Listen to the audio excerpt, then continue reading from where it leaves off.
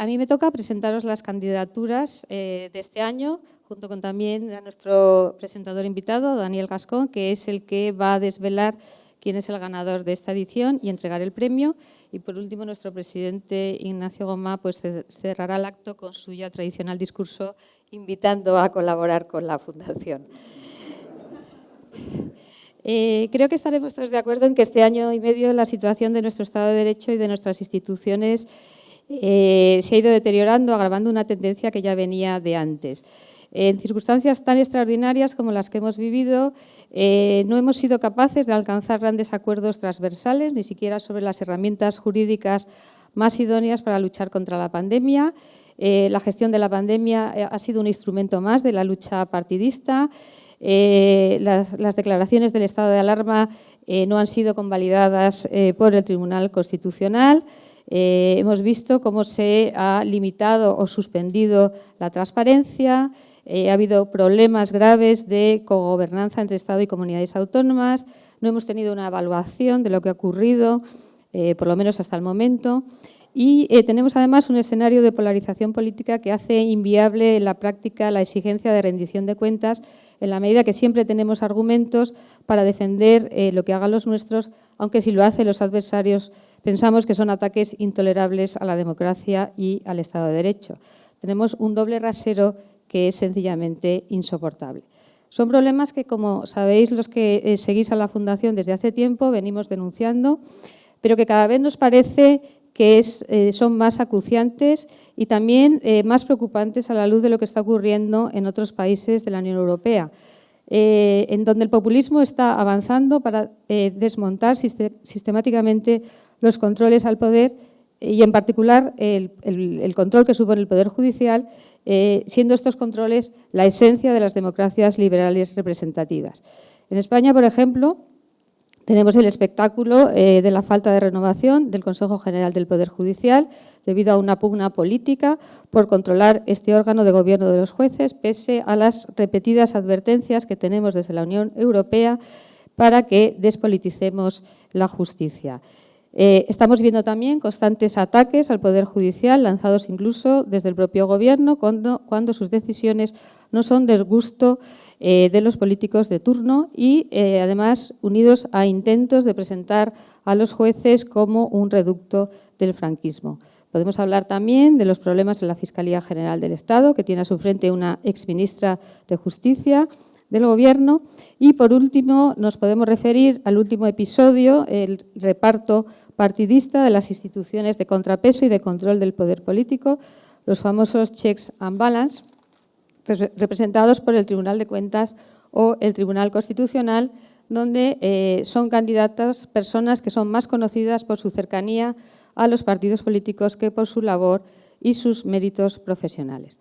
Por eso nos parece que en estos tiempos es especialmente meritoria la labor de todos los candidatos y de los finalistas a este premio Hay Derecho, en la medida en que siguen pensando que defender esta gran conquista de la civilización, que es un Estado democrático de derecho, merece la pena, aunque tenga un coste personal y profesional muchas veces nada desdeñable, sobre todo en entornos hostiles que desgraciadamente son cada vez más numerosos.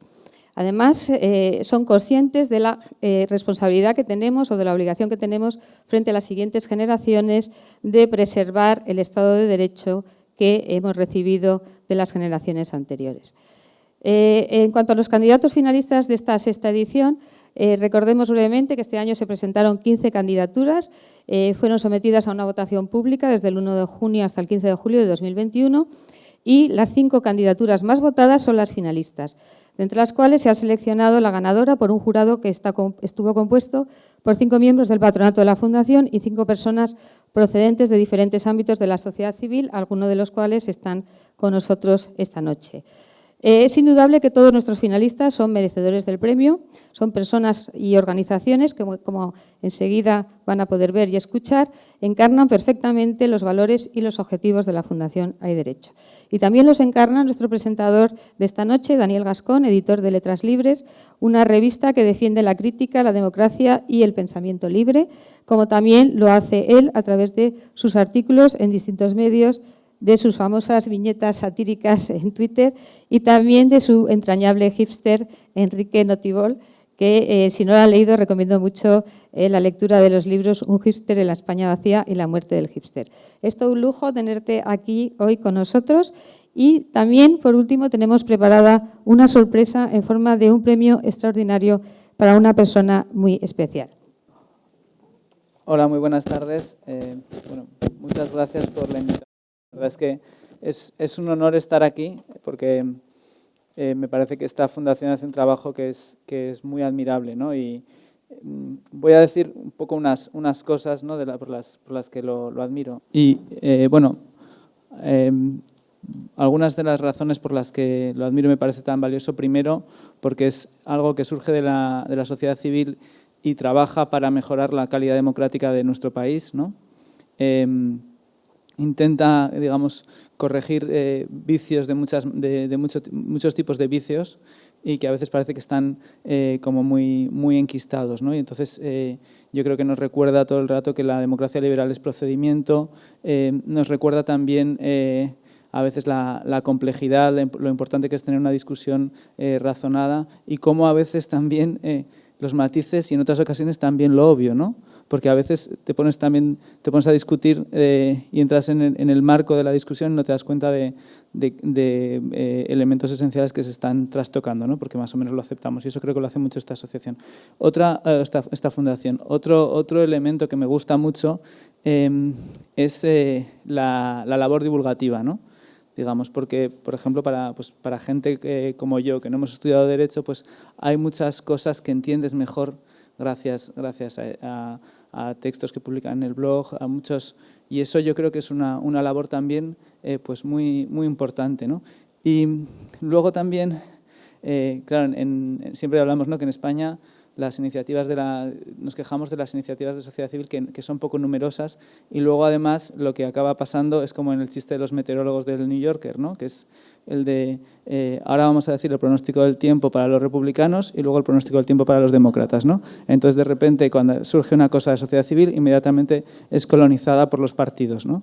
Y creo que hay Derecho resiste mucho eso porque además esa es una de sus elementos principales, ¿no? Digamos, la crítica a la colonización de las instituciones y de muchas cosas por parte de los partidos políticos, ¿no? Yo creo que además es algo que tiende a ocurrir y lo vemos a veces hasta en las películas, en la discusión sobre la literatura, como de repente ese posicionamiento que además, como ha explicado Elisa, acaba sirviendo para evitar la rendición de cuentas. Pero dices, cuando esto sucede en literatura, pues al final te lleva a que las novelas sean malas, que es una pena, pero es menos grave que cuando pasa en términos institucionales, ¿no? Que es algo que nos afecta a todos y que, entre otras cosas, porque genera, digamos, injusticias y torpezas y tratos de favor y muchas otras cosas, también genera otra de las cuestiones que para mí combate mucho Hay Derecho, que es esa especie de cinismo, ¿no? Esa idea de, bueno, al final todo da un poco igual y entonces más o menos aceptas pues esto como vicios del sistema porque son inevitables y están en la naturaleza. Y creo que eso es algo que se combate mucho aquí, ¿no? Entonces, y viendo, por ejemplo, ahora los vídeos de los candidatos, pensaba, claro, comparten muchas de las características de la fundación, ¿no? Que uno sería no solo valentía, que también, pero también cierta cabezonería, porque todos se oponen, ¿no?, a cuestiones que pueden ser, digamos, pues estructurales muchas veces y que adoptan posiciones, digamos, siempre pues minoritarias y difíciles. Y yo creo que muchas veces la Fundación también lo hace. Para eso se necesita algo que siempre creo que es bueno mantener, ¿no? O sea, hay que... No puede ser nuestra vida totalmente eso, pero siempre hay que conservar una cierta ingenuidad, ¿no? Para tener una mirada fresca y que las cosas que te deben indignar y hacer reaccionar te indignen, ¿no? Y entonces creo que es algo que comparten. Y luego otro elemento que es la generosidad, ¿no? Porque acabas complicándote la vida muchas veces que dices, pues bueno, podrías mirar hacia otro lado o podrías intentar confundirte con los con las posiciones aparentemente hegemónicas, como puede ser en el, aunque sepamos en el caso de, por ejemplo, en Cataluña, que el monolingüismo, o sea, que no es una sociedad monolingüe, pero bueno, podrías no complicarte la vida, o en otros casos, ¿no? Y creo que es un acto de generosidad muchas veces complicarse la vida, como hacen la Fundación y los candidatos. Y también creo que son unas características que tenía la persona a quien se le da el premio extraordinario Hay Derecho Hoy, que es Jaime Carvajal Hoyos.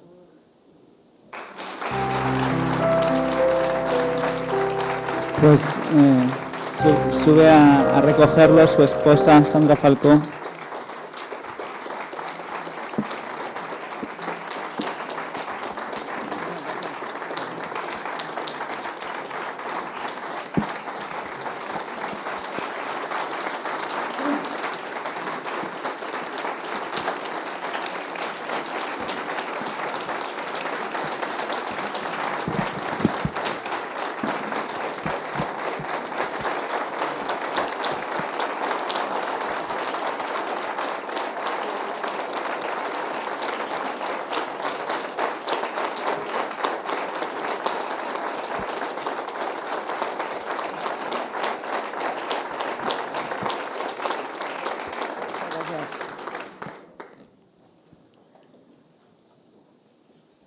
Muchísimas gracias por este aplauso y por el vídeo, que la verdad es increíblemente emocionante. Pensaba que a lo mejor podía decir de viva voz lo que traía escrito, pero creo que no voy a ser capaz, así que lo voy a leer.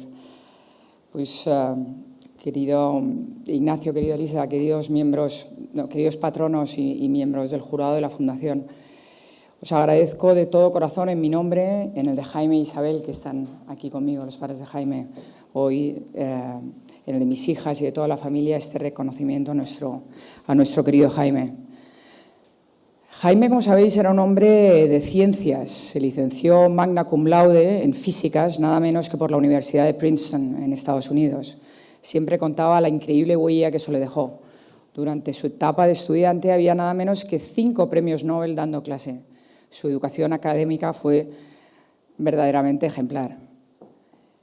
Pero su educación en casa, de la mano de Isabel y de Jaime, fue aún más importante, inculcándole desde niño los valores de ciudadano comprometido que mantuvo a lo largo de su vida. La máxima de devolver a la sociedad parte de lo que hemos recibido fue una constante en su vida, convencido de que la sociedad civil tiene un papel fundamental que jugar en política y comprometido a dejar un país mejor para generaciones venideras. Dedicó una gran parte de su tiempo a ayudar con su conocimiento y su talante conciliador a muchas fundaciones. La Fundación Princesa de Girona, de la que fue vicepresidente muchos años, Fundación Ashoka, Fundación Exit, Fundación Institucional Española, FIES, Fundación Joan Bosca. Creó también su propia fundación, juntos Sumamos, para la mejora de la convivencia entre catalanes y resto españoles, y por supuesto contribuyó activamente a vuestra fundación, la Fundación Hay Derecho. Jaime tenía claro que el derecho no es una mera compilación de leyes. El derecho es la base de la convivencia entre ciudadanos. Sin el derecho, la convivencia es imposible y no puede haber progreso. He leído vuestra misión y valores y permitidme que los enumere rápidamente porque me han parecido impresionantes. Independencia, esto está en vuestra página web, ¿no? Independencia, integridad, transparencia, excelencia, pluralidad, sencillez, imparcialidad y objetividad. Creo que puedo decir con orgullo que Jaime fue un firme defensor de todos ellos a lo largo de su vida. Muchas gracias por este premio que mantiene vivo su recuerdo y nos llena a la familia de ilusión. Muchísimas gracias.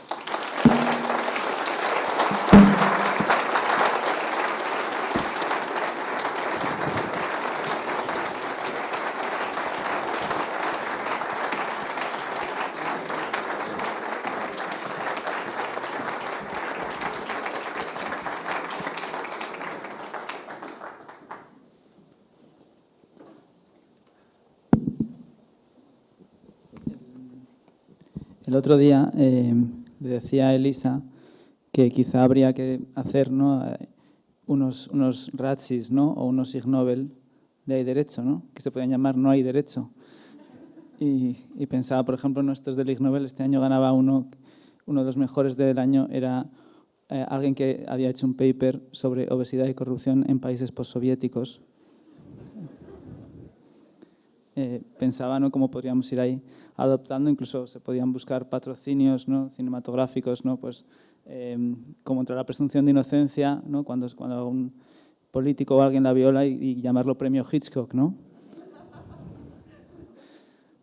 También premio juzgado de guardia para lo que más nos llama la atención.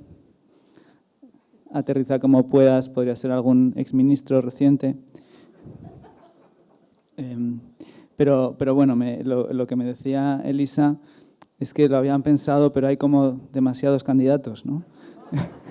Entonces, se seguirá manteniendo por los meritorios, ¿no? Este premio,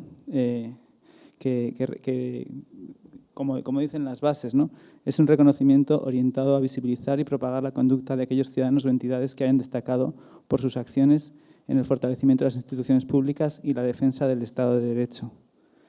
Y que yo creo que es una tarea muy hermosa. Y el ganador de este año es Jesús Villegas.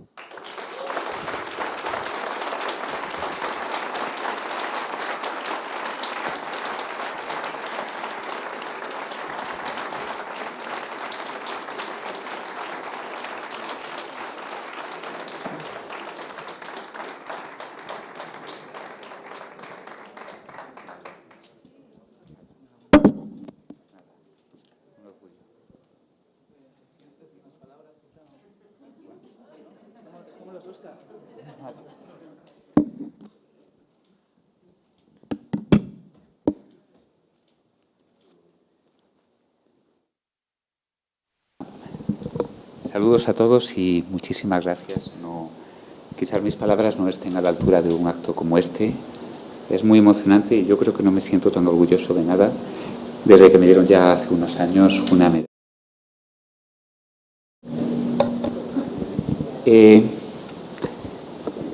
Como sabéis, soy juez y durante estos días he estado pensando en una frase que dice: no juzguéis y no seréis juzgados. Y resulta que estaría muy bien que los jueces de vez en cuando supiéramos cómo es estar al otro lado del banquillo y ver cómo se sienten las personas, porque con una firma nuestra podemos arruinar la vida a alguien. Precisamente actos como estos son los que nos permiten reflexionar e intentar ser mejores profesionales, mejores jueces. Muchísimas gracias a la Fundación del Derecho. No como ente abstracto, también, por supuesto, pero a las singulares personas que la componen. A Elisa, no tengo palabras de agradecimiento, a Ignacio Gomá, a Fernando Gomá, a Rodrigo Tena. Es una asociación que defiende el Estado de Derecho y un elemento esencial del Estado de Derecho es la justicia.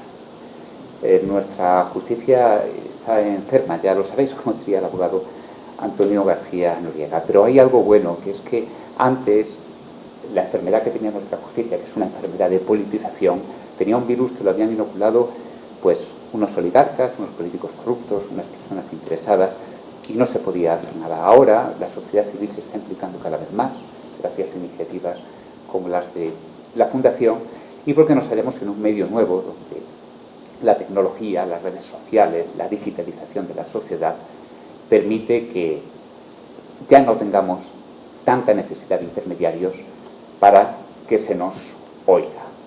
Esta misma candidatura que hay aquí ahora es una muestra de lo que os digo. Fue una cosa muy bonita porque empezó a crearse una red, empezaron a mandarse mensajes de texto telefónicos, correos, distribución por redes sociales. Fijaos qué cosa tan extraña que incluso se involucró gente de Latinoamérica, de Iberoamérica, porque hay un portal que se llama Prisline, donde intervengo de vez en cuando y bueno, lo distribuyeron por América y muchísimos hermanos de Latinoamérica, de Iberoamérica, se involucraron. Ese es el ejemplo que estamos viendo de cómo estamos abandonando los intermediarios y estamos saltando directamente a la palestra, a la escena pública.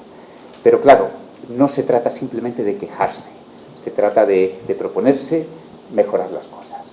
Desde hace varios años pues, soy representante de una asociación, que es la Plataforma Cívica por la Independencia Judicial, que venimos luchando contra la corrupción jurídica y la politización de la justicia.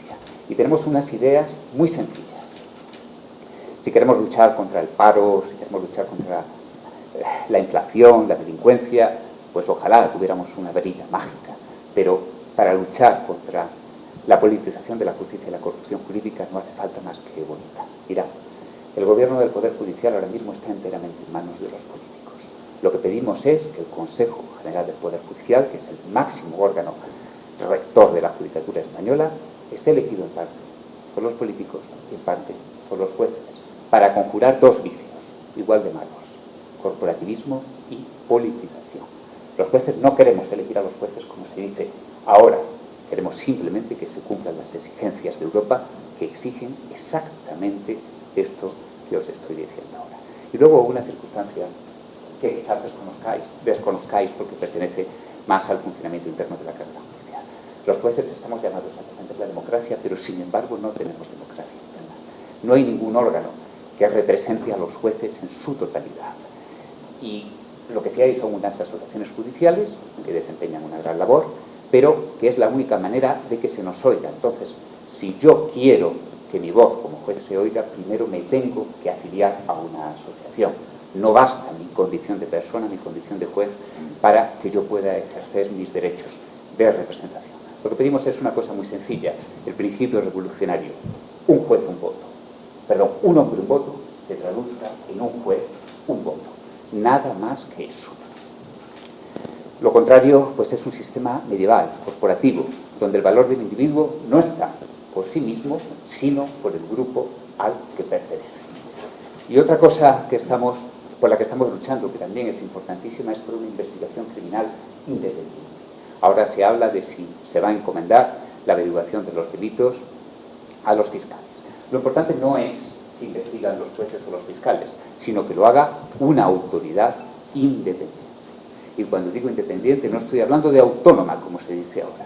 El que investigue tiene que ser completamente imparcial, completamente inamovible y desligado de la política. Si nos dan otra cosa es mercancía averiada. Si nos dan otra cosa es simplemente una válvula de escape para proteger, no digo ya a los políticos corruptos, sino a mafiosos y a delincuentes de toda realidad. Y este es un proyecto en el que estamos desde hace muchísimo tiempo, con la ayuda de la Fundación, con la ayuda de unos compañeros, al principio jueces, luego después hemos ido creciendo y tenemos una asociación, la Plataforma, que es una asociación transversal, está integrada por abogados, por fiscales, por catedráticos, profesores universitarios, incluso gente ajena al mundo del derecho. Aquí pues hay algunos compañeros, algunas compañeras mías, está Cristina, está Concha, está Eva, Rosa está a punto de llegar, son compañeras que me han ayudado. Ya, estás aquí, Rosa, qué alegría. Mirad, a veces se siente uno tremendamente solo, lo sabréis, y ellas me han ayudado muchísimo. Yo no puedo sino darles las gracias a ellas, a todos los que han promovido la candidatura, pero ellas que están aquí saben lo que hemos llegado a sufrir en determinadas ocasiones. Y quiero lanzar un mensaje de optimismo. Las cosas van a cambiar, os lo aseguro. Los políticos ya sienten en la nuca el aliento de Europa. España es una anomalía. Este sistema de control político del gobierno del Poder Judicial es una aberración. Hay muchos políticos honrados que están luchando porque se cambie el sistema desde dentro. Y miles de jueces, la inmensa mayoría de los jueces. Es verdad, y hay que decirlo, que hay una minoría de políticos togados que nos avergüenza a todos. De políticos que han vendido su toga y su alma al diablo de la política. Son muy pocos, pero hacen muchísimo, muchísimo daño. Decía antes que los jueces tenemos que ser juzgados. Y me acuerdo de un dicho que había en la época de la Inquisición, que decían que todo inquisidor, al menos una vez en la vida, debía ser torturado, para que supieran, cuando dictaban una sentencia de condena, a lo que estaban mandando a las gentes. Esos políticos togados que revolotean como moscones al lado de los poderosos tienen sus días contados. Os lo aseguro, os lo garantizo. Y quiero también expresar mi reconocimiento, que es muy importante, a la Asociación Judicial Foro Judicial Independiente. ¿Por qué? Porque esto no lo sabe la gente. Ellos critican el sistema como las demás, pero no participan en el reparto de cargos. Es muy bonito criticar el sistema y luego después llevarse un trocito del pastel. Son una asociación que jamás tendrá nada con la plataforma porque no quieren nada. Ese pastel es un pastel podrido, agusanado, que produciría náuseas en cualquier estómago decente. Y sin embargo, los políticos togados se relamen en una mesa que está llena de moscas. Eso no somos los jueces españoles.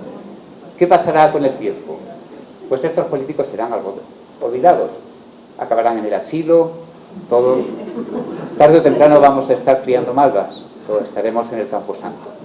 Serán completamente olvidados. ¿Y quiénes serán recordados? Son los candidatos, son la fundación, son los valientes que estáis, aquí. Y la verdad es que ya estoy a punto de acabar. Ya sabéis que uno se enrolla y que no sabe cómo terminar. Pero a mí se me ocurre la manera más sincera de terminar, que es dándole las gracias a mi mujer, a Patricia. Todo se lo debo a ella y todo lo hago por ella. Muchísimas gracias. Estoy muy contento yo también que haya sido premiado. También tengo que decir que todos los demás candidatos tienen que sentirse también premiados, porque ya simplemente llegar ahí es un mérito y habéis expresado perfectamente vuestras vidas, lo que habéis hecho y todo ello ya es merecedor del premio. Hay que dárselo a alguien y Jesús lo tiene merecido, por supuesto, y vosotros también. Qué bien que además, tú te crees que ha sido largo, pero no, ha sido corto y me dejas a mí 10 o 15 minutos para hablar, así que me voy a preparar. Bueno, hoy la Fundación Hay Derecho premia a Jaime Carvajal, que ya no está entre nosotros, y a Jesús. Ambos los une el premio y lo que motiva el premio, que ha sido ser un ejemplo para los demás en la defensa del Estado de Derecho y en la integridad, la independencia y la eficacia de las instituciones. Con los premios Hay Derecho tratamos siempre de reconocer conductas éticas. Decía el filósofo Robert Audi que lo ético es hacer lo correcto por las razones correctas. Y como dice también este mismo autor, lo ético es aquello que logra optimizar la felicidad sin causar injusticia o reducir la libertad, pero teniendo siempre presente que las consideraciones sobre la felicidad siempre están detrás de las de justicia y libertad. Siempre tienen estas prioridad sobre la felicidad individual. La conducta de Jaime Carvajal fue reconocidamente ética. Pues buscaba precisamente la mejora de la situación del ciudadano a través precisamente de consideraciones de justicia y libertad. Yo tuve la oportunidad de coincidir con él en un jurado de derecho en ediciones anteriores y, bueno, pues puedo dar fe de su entusiasmo y su decisión en la defensa en ese momento en lo que ocupaba preferentemente nuestras mentes, que era el desafío catalán. Todas las referencias que me han llegado después de él pues han insistido en su generosidad, han insistido en su empatía, en su capacidad de liderazgo. Nos orgullecemos ahora de tener entre nosotros nada menos que a su padre y a un amigo tan próximo como Pelayo, Primo de Rivera, que es como haber recibido un legado de su ejemplo en nuestra fundación. Jesús Villegas es un viejo compañero de luchas, él lo ha dicho, y un candidato ya antiguo a este premio, que en otras ocasiones ha recaído en personas pues, que han luchado contra la corrupción o que se han distinguido en la investigación del terrorismo o han destacado en la oposición a la quiebra del derecho a consecuencia del golpe posmoderno, que diría nuestro presentador Daniel Gascón, en Cataluña, con un libro muy bueno que recomiendo también que ha escrito al respecto. Jesús ha realizado un esfuerzo descomunal en un empeño que tanto para la plataforma cívica para la independencia judicial que él lidera como para nosotros es de una envergadura tremenda porque es ni más ni menos que la independencia del Poder Judicial. Por supuesto, es importante cuestionarse si debe anularse o no la reforma laboral del PP, si es correcto indultar a los independentistas o si debe perder el escaño un diputado de Podemos que ha sido condenado. Pero las reivindicaciones de independencia del Poder Judicial a través de una elección no politizada del Consejo General del Poder Judicial que impulsa Jesús y su plataforma, está varios peldaños más arriba de estos temas en lo que deben ser las prioridades de una democracia avanzada. Quizá porque seguramente sobrevuela todas las demás cuestiones. Ello porque toca uno de los pilares mismos del sistema democrático, la separación de poderes. Del mismo modo que el golpe catalán afectaba a otro muy importante como es la soberanía nacional. La preocupación por la separación de poderes es permanente en los autores clásicos del pensamiento político, desde el momento mismo en que se es consciente de que el poder absoluto, el leviatán, es peligroso para las libertades. Se basa en una idea muy simple que procede de la observación de la naturaleza humana. Montesquieu, que como bien dice Jesús, todo el mundo cita y casi nadie ha leído, pero yo lo voy a citar también, ya no digo si no habré leído o no, pero bueno, dice, todo hombre que tiene poder se inclina a abusar del mismo. Él sigue hasta que encuentra límites. Para que no pueda abusar del poder, hace falta que por disposición de las cosas el poder detenga el poder. Esta es una frase muy conocida de Montesquieu. Sigue diciendo, todo estaría perdido si el mismo hombre o el mismo cuerpo de los principales o de los nobles o del pueblo ejerciese estos tres poderes, el de hacer las leyes, el de ejecutar las resoluciones públicas y el de juzgar los crímenes o las diferencias entre los particulares. Otro pensador, William Blackstone, dijo, en todos los gobiernos tiránicos la magistratura suprema o el derecho tanto de hacer como de hacer cumplir las leyes está conferido al mismo hombre o al mismo cuerpo de hombres. Y donde quiera que estos dos poderes se unan, no puede haber libertad pública. La falta de separación de poderes en aquella época se predicaba, por supuesto, en otras condiciones. Se trataba de evitar los abusos de una monarquía absoluta. Recientemente, un exministro, no digo de qué partido, en un periódico de tirada nacional, usaba este argumento para desvirtuar precisamente los argumentos de los que defienden que debe cambiar el sistema de nombramiento de los miembros del Consejo General del Poder Judicial para lograr más independencia. En realidad, lo que Montesquieu quería, decía el exministro, era evitar que un estamento o casta de jueces procedentes de la nobleza pudiera retrasar los progresos del pueblo. La conclusión sería, pues, que es mejor que el pueblo soberano controle todos los poderes del Estado por medio de sus representantes, claro, que serían las cúpulas de los partidos. Lamentablemente, este poder único de todos los poderes conduce a lo que nos decía Alexis de Tocqueville en La democracia en América. El despotismo, peligroso en todos los tiempos, resulta mucho más temible en los democráticos. Hoy, la falta de separación de poderes o su deterioro conduce directamente, por suerte, o no conduce directamente, por suerte, a una dictadura, sino a una democracia capitidisminuida o iliberal. La democracia iliberal, concepto que se debe a un politólogo estadounidense llamado Fareed Zakaria, es una forma de gobierno a caballo entre la democracia liberal tradicional y un régimen autoritario. Se respetan ciertos aspectos de la práctica democrática, como por ejemplo el sufragio universal, pero se ignoran otros, como la separación de poderes o se vulneran ciertos derechos civiles. Es, parafraseando de nuevo a Gascón, un despotismo posmoderno, más fino, más disimulado, más complejo, menos fácil de comprender y detectar, pero despotismo al fin y al cabo, porque el sistema acaba dependiendo de muy pocas personas, las que forman las cúpulas dirigentes de los partidos, que son las que deciden cómo han de actuar el Poder Ejecutivo, el Legislativo y el Judicial.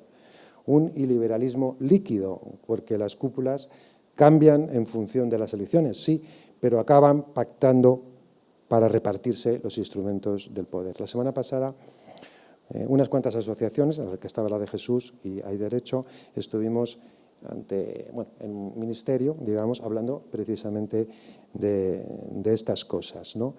Y fue mencionar el problema de Polonia y inmediatamente rechazaron indignados comparación alguna.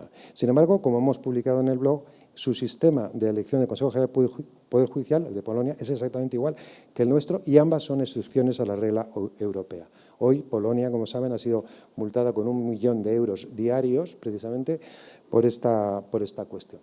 Debemos tomar nota. Sin duda, Europa ayudará mucho a solucionar el problema, pero los ciudadanos debemos ser conscientes de esta realidad. Si ser ciudadano en una democracia del siglo XIX equivaldría en el mundo del transporte a desplazarse por un carro de burros, el serlo en una democracia del siglo XXI es como viajar en un avión supersónico. El dirigente necesita más preparación porque el burro, en principio, es más manejable que un Boeing. Pero el viajero también tiene que tener una mayor preparación. Debe elegir vuelos, pasar controles de seguridad, entender idiomas, realizar un montón de operaciones que antes no necesitaba hacer. A cambio, eso sí, llega más lejos. Hoy hemos de preocuparnos de muchas cosas y es difícil distinguir las realmente esenciales. La enorme variedad de opiniones, la libertad de los modos de vida, unida a una extraordinaria complejidad de los procesos en la vida moderna, nos deja a merced de quienes tienen capacidad de influir en las conductas apareciendo en nuestras pantallitas merced a la tecnología. Quienes no hayan tenido la suerte de poder adquirir ciertas herramientas de discernimiento y discriminación estarán al albur de propagandistas o pseudointelectuales interesados. Ser ciudadano es hoy más un trabajo y una responsabilidad que un conjunto de derechos, o por lo menos tanto una cosa como otra. O mejor, es un enorme patrimonio en activos que se puede malograr si lo dejamos en manos de supuestos profesionales y nos despreocupamos de la gestión. La Fundación Hay Derecho se dedica a esto y por eso usa como lema por una conciencia cívica. Por tanto, y como bien decía Elisa, os invito a participar y a colaborar porque siendo una ONG lo que podemos hacer es con aquello que nos aportan y con lo que aportamos nosotros también. Pero siempre necesitamos ayuda del ciudadano bien concienciado. Decía Martin Luther King que nuestras vidas empiezan a acabar cuando se guarda silencio sobre las cosas que importan. Jaime Carvajal y Jesús Villegas nos han llamado la atención sobre las cosas que importan y por eso os damos las gracias. Muchas gracias.